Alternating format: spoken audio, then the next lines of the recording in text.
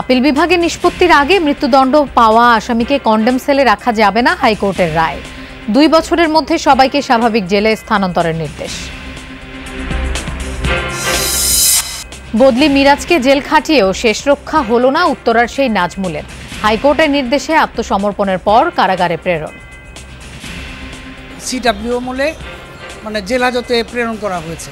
হাইকোর্টের আদেশ অনুযায়ী আমরা এই কাজটা করেছি। ডোনাল্ড লুর কাছে ভিসা সহজীকরণ ও র্যাবের নিষেধাজ্ঞা প্রত্যাহার চাইবে বাংলাদেশ। বিএনপিকে মদদ দেওয়ার পরিস্থিতি নেই, মন্তব্য ওবায়দুল কাদেরের।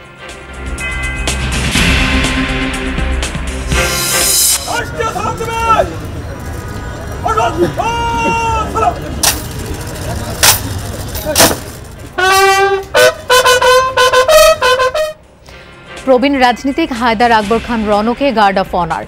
শহীদ মিনারে অন্তিম শ্রদ্ধা জানালো সর্বস্তরের মানুষ।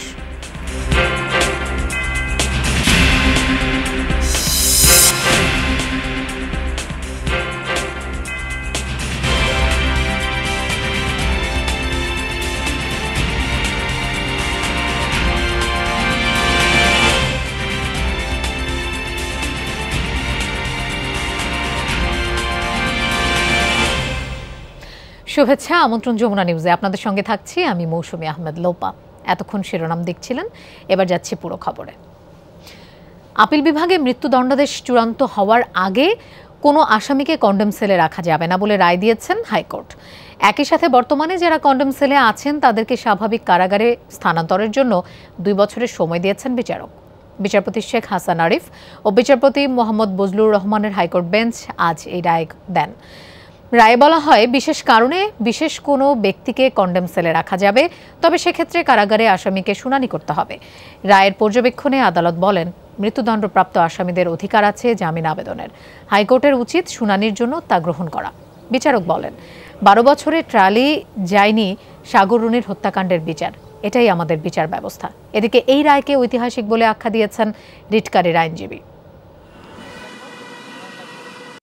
সামান্য রাষ্ট্রপতির কাছে ক্ষমা প্রার্থনার যে দরখাস্ত আছে, এগুলো নিষ্পত্তি হওয়ার পরেই একজনকে নির্জন কক্ষে কন্ডেম সেলে কনফাইন করে সলিটারি কনফাইনমেন্টে রাখা যাবে। সুপ্রিম কোর্ট ডিসাইড না করার মতো কোনো কিছু ফাইনাল হয় না। বিষয়গুলোতে যেহেতু সুপ্রিম কোর্টের কোনো ইতিপূর্বে কোনো জাজমেন্ট হয়নি, অতএব সরকারের সাথে আমি আলাপ করে, যদি সরকারের সাথে আলাপ করে প্রয়োজনে আমি সুপ্রিম কোর্টে যাব।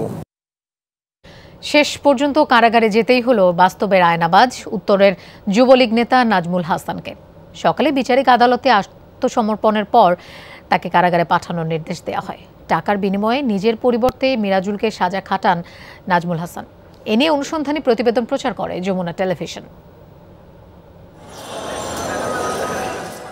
উচ্চ আদালতের নির্দেশের পর সোমবার আদালতে আত্মসমর্পণ করেন নাজমুল হাসান। 2020 সালে দায়ের করা একটি মাদক মামলায় 7 বছরের সাজা হয়েছিল তার।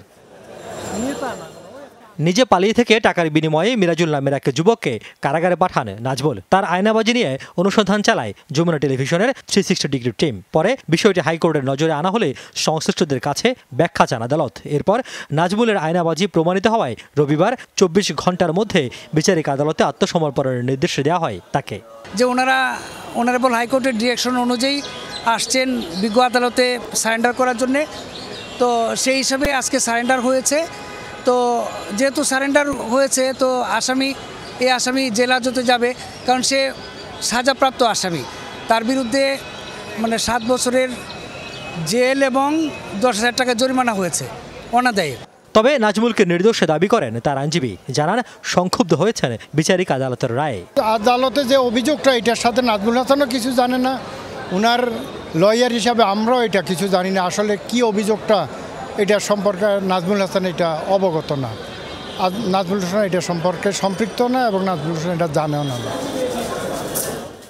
2023 সালে সাজার বিরুদ্ধে আপিল করা হয় নাজমুলের পক্ষে, যেটির রায়ের দিন ধার্য ছিল এই বছরের 15 ফেব্রুয়ারি। তার আগে 13 ফেব্রুয়ারি যমুনা টেলিভিশনে প্রচার হয় ভয়াবহ প্রতারণার কাহিনীটি। 2 দিন পর তা আদালতের নজরে আনেন এক আইনজীবী। এতে রায় ঘোষণা মুলতবি রাখেন আদালত।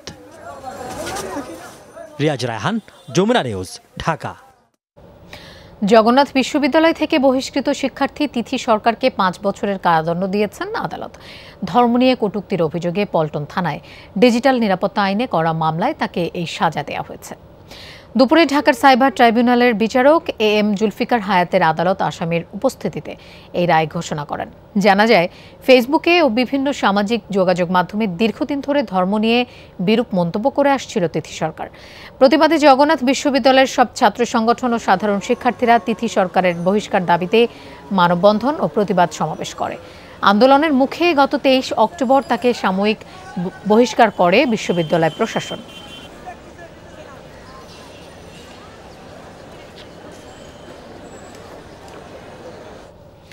বাইরে থেকে এসে কেউ বিএনপিকে মদদ দেবে, চাঙ্গা করবে এমন পরিস্থিতি নেই। যারা দাপট দেখাবে সেই আমেরিকার ক্ষমতা মধ্যপ্রাচ্যেই সংকুচিত হয়ে আছে। সকালে সংবাদ সম্মেলনে এসব কথা বলেন আওয়ামী লীগের সাধারণ সম্পাদক ওবায়দুল কাদের। তিনি বলেন, আওয়ামী লীগ পালিয়ে যাওয়ার দল নয়, জনগণই এই দলের শক্তি। কিন্তু আন্দোলনের নামে সহিংসতা করলে বিএনপিকে আবারও পালিয়ে যেতে হবে। যুক্তরাষ্ট্রের সহকারী পররাষ্ট্রমন্ত্রী ডোনাল্ড লুর বাংলাদেশ সফর, বিএনপির বর্তমান রাজনৈতিক কর্মকাণ্ড, উপজেলা নির্বাচন এবং দলের অভ্যন্তরীণ রাজনীতি ঘুরে ফিরে এসবই উঠে আসে আওয়ামী লীগ সাধারণ সম্পাদকের সংবাদ সম্মেলনে। সভাপতির ধানমন্ডি রাজনৈতিক কার্যালয়ে সোমবার দুপুরে সংবাদ সম্মেলন করেন তিনি। পালানোর পথ পাবে। মার্কিন সহকারী পররাষ্ট্রমন্ত্রীর বাংলাদেশ সফর নিয়ে ওবায়দুল কাদের জানান, তিনি আসছেন দুদেশের সম্পর্ককে আরও এগিয়ে নিতে, কোনো রাজনৈতিক দলকে মদদ দিতে নয়। কেউ আমাদের দেশে এসে এখানে বিএনপিকে আবারও মদদ দেবে, চাঙ্গা করবে, সেই পরিস্থিতি বোধহয় এখন বিশ্ব রাজনীতিতে মোটেই নেই। এবং যারা এ দাপটটা দেখাবে, তাদের দাপট দেখানোর ক্ষমতাটা মধ্যপ্রাচ্যেই সংকুচিত হয়ে গেছে। বিএনপি নেতাদের বক্তব্যের সমালোচনা করে আওয়ামী লীগ সাধারণ সম্পাদক বলেন, আন্দোলনের নামে আবারও সংঘাত সহিংসতা করলে ছাড় দেওয়া হবে না। 28 অক্টোবরের মতোই পালিয়ে যেতে হবে তাদের। অক্টোবর মাসের 28 তারিখে পল্টনের মঞ্চ থেকে একে একে দৌড়াতে দৌড়াতে অলি গলি কোথা দিয়ে যে কে পালিয়েছে সেটাই হচ্ছে বিএনপি। আমাদের পালানোর কোনো রেকর্ড নেই। আবারও আন্দোলনের নামে সন্ত্রাস শুরু করলে বিএনপিকেই পালাতে হবে, এবং তারা যদি সে চিন্তাই করে তাহলে পালিয়ে যাওয়ার পথ তাদেরই খুঁজতে হবে। উপজেলা নির্বাচনে কেন্দ্রীয় সিদ্ধান্ত অমান্যকারী মন্ত্রী এমপিদের বিরুদ্ধে শাস্তি নিয়েও কথা বলেন ওবায়দুল কাদের। আওয়ামী লীগ 73 জন এমপিকে মনোনয়ন দেয়নি, 25 জন মিনিস্টারকে ক্যাবিনেট থেকে বাদ দিয়েছে। শাস্তিটা অনেকভাবে। 14 দলীয় জোট ইস্যুতে সাংবাদিকদের প্রশ্নের জবাব দেন আওয়ামী লীগ সাধারণ সম্পাদক। বলেন, জোট নেত্রী শেখ হাসিনা নিজেই বলেছেন, জোট আছে, যথাসময়ে আলোচনা হবে নেতাদের সঙ্গে। যে জোট আছে এবং জোটের সঙ্গে আমি যথাসময়ে বসব। তাহিদ মিথুন, যমুনা নিউজ, ঢাকা। মার্কিন যুক্তরাষ্ট্রের দক্ষিণ এশিয়া বিষয়ক সহকারী পররাষ্ট্রমন্ত্রী ডোনাল্ড লুর সফরে মার্কিন ভিসা নীতি সহজীকরণ ও র্যাবের ওপর নিষেধাজ্ঞা প্রত্যাহারে অনুরোধ করবে বাংলাদেশ, জানিয়েছেন পররাষ্ট্রমন্ত্রী ডক্টর হাসান মাহমুদ। দুপুরে মন্ত্রণালয়ে এক অনুষ্ঠানে যোগ দিয়ে মন্ত্রী বলেন, নির্বাচনের আগে ভিসা নীতি ও র্যাবের উপর নিষেধাজ্ঞা নিয়ে দুই দেশের মধ্যে সম্পর্কের কিছুটা অবনতি হয়েছিল। তবে এখন মার্কিন যুক্তরাষ্ট্র ও বাংলাদেশের সম্পর্ক অনন্য উচ্চতায় রয়েছে। এ সময় বিএনপিকে উদ্দেশ্য করে বলেন, বিএনপি আবারও ভারতীয় পণ্য বর্জন ইস্যু নিয়ে আন্দোলনে নামার প্রস্তুতি নিচ্ছে, তবে তাদের আন্দোলন আগের মতোই মুখ থুবড়ে পড়বে। ডক্টর হাসান মাহমুদ আরও বলেন, এটা দেশের পণ্যের বাজারকে অস্থিতিশীল করার চেষ্টা মাত্র।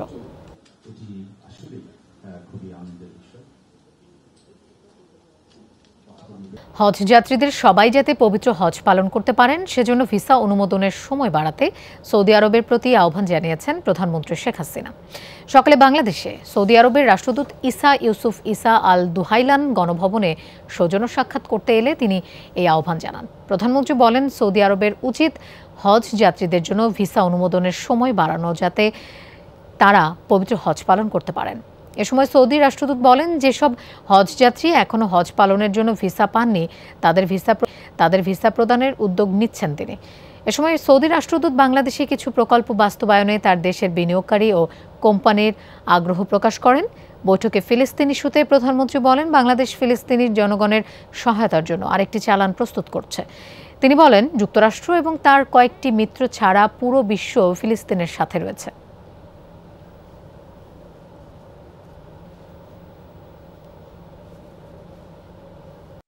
বীর মুক্তিযোদ্ধা এবং মার্ক্সবাদী রাজনীতিক হায়দার আকবর খান রনকে বিদায় জানানো হয়েছে শ্রদ্ধায় ভালোবাসায়।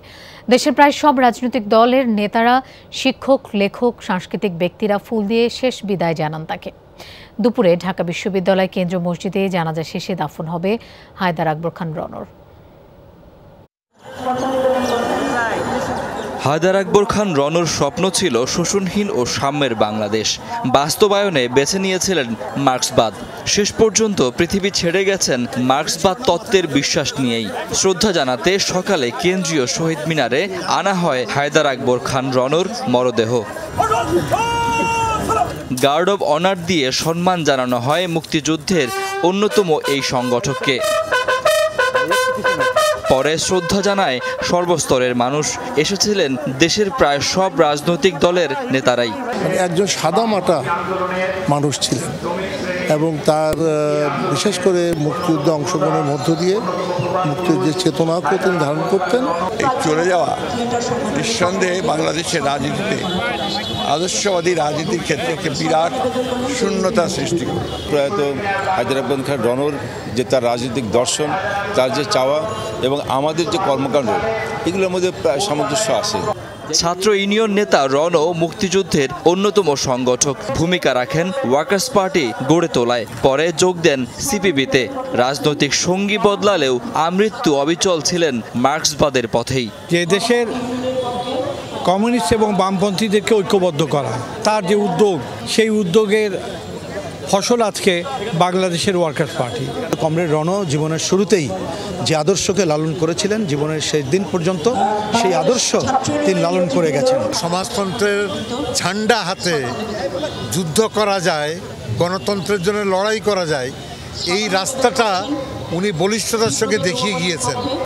রাজনীতিবিদ হিসেবে অসাম্প্রদায়িক বাংলাদেশ গড়তেও সক্রিয় ভূমিকা পালন করেন তিনি। হায়দার আকবর খান রনর সক্রিয় পদচারণা ছিল দেশের সংস্কৃতি ও সমাজ গঠনের নানা আন্দোলনেও। সুযোগের আহ্বানে তিনি যে তার রাজনৈতিক আদর্শ থেকে সরে যাবেন সেইটা ঘটেনি।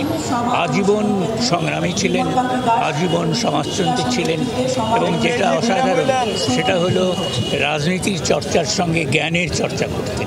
অত্যন্ত ভালো ছাত্র ছিল, জীবনে অনেকভাবে প্রতিষ্ঠা পেতে পারত, কিন্তু সেসব না করে সে মানুষের জন্য কাজ করার সিদ্ধান্ত নিয়েছিল। দুপুরে ঢাকা বিশ্ববিদ্যালয় কেন্দ্রীয় মসজিদে হয় জানাজা, দাফন, বরণী কবরস্থানে। শাকিল হাসান, যমুনা নিউজ, ঢাকা। গত বছরের তুলনায় মার্কিন বাজারে 7 পোশাক রফতানি কমার পেছনে বিশ্বের যুদ্ধ পরিস্থিতি দায়ী, এমনটা জানিয়েছেন বস্ত্র ও পাটমন্ত্রী জাহাঙ্গীর কবির নানক। সকালে সচিবালয়ে নবনির্বাচিত বিজেএমইএ নেতাদের সাথে সৌজন্য সাক্ষাৎ শেষে তিনি একথা বলেন। এ সময় মন্ত্রী বলেন, পোশাক খাত এখন মার্কিন বাজারের উপর নির্ভরশীল নয়। 2013 সালে রানা প্লাজা ধসের সময় পোশাক খাত বিব্রতকর পরিস্থিতিতে পড়েছিল, সেটা কাটিয়ে উঠেছে বাংলাদেশ। পোশাক খাতকে নানা সময়ে অস্থিতিশীল করা হয়েছে উল্লেখ করে জাহাঙ্গীর কবির নানক বলেন, শত বাধা পেরিয়ে পোশাক খাত দেশের প্রধান রফতানি খাত হিসেবে অর্থনীতিতে ভূমিকা রাখছে। বিজেএমইএর সভাপতি এ সময় বলেন, মার্কিন বাজারে পোশাকের দাম কমায় রফতানি কমেছে। উৎপাদিত পণ্য বিশ্বের যে কোনো দেশের সাথে আমরা চ্যালেঞ্জ করতে পারি। যাই হোক, আমরা এই প্রতিযোগিতা টিকিয়ে রাখতে চাই এবং দেশকে এগিয়ে নিয়ে যেতে, সেই লক্ষ্যেই আজকে আমরা কাজ করছি। বিশ্ব যে একটি অসুস্থ পরিস্থিতির মধ্যে রয়েছে, সেই পরিস্থিতি থেকে তো বিশ্ব অর্থনীতি আলাদা পথে এগুলো হাঁটতে পারে না। পোশাক শিল্প কিন্তু এখন আর আমেরিকান বাজারের উপরে নির্ভরশীল নয়। বিশেষায়িত শিশুদের সঠিক পরিচর্যা ও প্রশিক্ষণ দেয়া গেলে সমাজের মূলধারায় তাদের অন্তর্ভুক্ত করা সম্ভব। স্মার্ট ও উন্নত বাংলাদেশ বিনির্মাণ করতে হলে সবাইকে নিয়ে একসাথে কাজ করতে হবে বলেছেন জাতীয় সংসদের স্পিকার ডক্টর শিরিন শারমিন চৌধুরী। দুপুরে আগারগাঁওয়ে বিমান বাহিনীর ব্লু স্কাই স্কুলের উদ্বোধন শেষে একথা বলেন স্পিকার। শিশুদের শিক্ষা ও প্রশিক্ষণের মাধ্যমে কর্মক্ষেত্রে সক্ষম করে তুলতে সমাজের সবাইকে এগিয়ে আসার আহ্বান জানান তিনি। এ সময় বিমান বাহিনী প্রধান air chief marshal Sheikh Abdul Hannan বলেন, বিশেষ চাহিদা সম্পন্ন শিশুদের জন্য সমাজের মূল ধারায় প্রবেশের ক্ষেত্র হিসেবে কাজ করছে ব্লু স্কাই স্কুল। বিশেষ চাহিদা সম্পন্ন হোক বা এমনি হোক, যার যেটা প্রয়োজন সেটা যাতে পরিপূর্ণ করে আমরা শিশুদের সার্বিক কল্যাণ নিশ্চিত করতে পারি, এখন সেই মূল মানসিকতা, সেই লক্ষ্য নিয়ে সকল কার্যক্রম পরিচালিত হচ্ছে। আমাদের লক্ষ্য বহুমাত্রিক কার্যক্রম ও বাস্তবমুখী শিক্ষা প্রদানের মাধ্যমে বিশেষ চাহিদা সম্পন্ন শিশুদের মাঝে লুকায়িত সম্ভাবনা অন্বেষণ এবং তাদের সক্ষমতা লালন ও বিকাশ করে সমাজের মূলধারায় এনে তাদেরকে স্বাধীন ব্যক্তি হিসেবে প্রতিষ্ঠিত। জলাবদ্ধতা নিরসনে নগরীর ড্রেনেজ ব্যবস্থার উন্নয়ন করতে না পারা নিজের সবচেয়ে বড় ব্যর্থতা বলে মনে করেন ঢাকা উত্তর সিটির মেয়র আতিকুল ইসলাম। দায়িত্ব পালনের 4 বছরে নিজের সফলতা, ব্যর্থতা ও ভবিষ্যৎ পরিকল্পনা তুলে ধরেন সংবাদ সম্মেলনে। তিনি জানান, এডিস নিয়ন্ত্রণ, খাল পুনরুদ্ধার এবং নতুন 18টি ওয়ার্ডের উন্নয়ন কাজ বাস্তবায়নই তার প্রধান লক্ষ্য।